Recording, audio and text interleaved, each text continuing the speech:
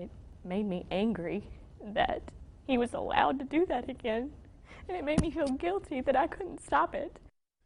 A convicted sex offender named Dennis Slayton is back behind bars tonight, charged with criminal sexual conduct after an incident investigators say happened back in 2015. Now, Slayton was just recently jailed and accused of kidnapping and sexually assaulting another woman this past August.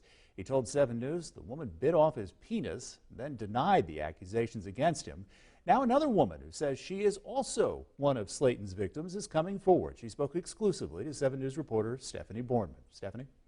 Samantha Chafin came to the 7 News office to do this interview out of fear that Slayton would find out where she lives. Chafin says since 2016, she's exhausted every avenue to stop Slayton from hurting anyone else. Now she wants him to be held accountable. I didn't sleep for months. Samantha Chafin says her neighbor, Dennis Slayton, made her feel like a prisoner in her own home. I'd seen him follow me several times. Chafin rented the house across the street from Slayton. She moved there with her fiance in 2016 and quickly formed a bond with her elderly neighbor. At one point, he came over and said that his check hadn't come in yet, and so we went and bought him groceries. Chafin learned Slayton was a registered sex offender after police were called to a neighborhood pool party. She cut all ties with him, but says Slayton became aggressive. Anytime I came outside, he would come out there or watch or stand on his porch and watch me. Chafin says things escalated when she caught him doing the unthinkable. When my daughter was about 3 months old, she wasn't sleeping well, and I just assumed that it was an infant kind of thing.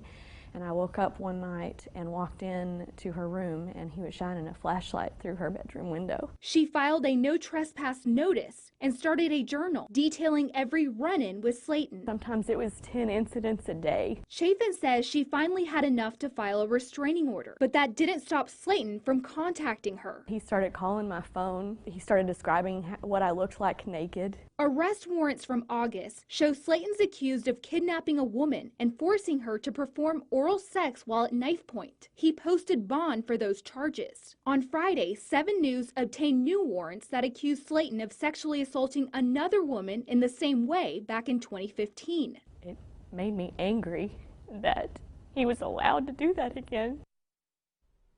Chafin says she's moved 3 times since living across from Slayton. She tells me she still has several cases open against him. If any of Slayton's victims are watching, Chafin wants them to know they are not alone.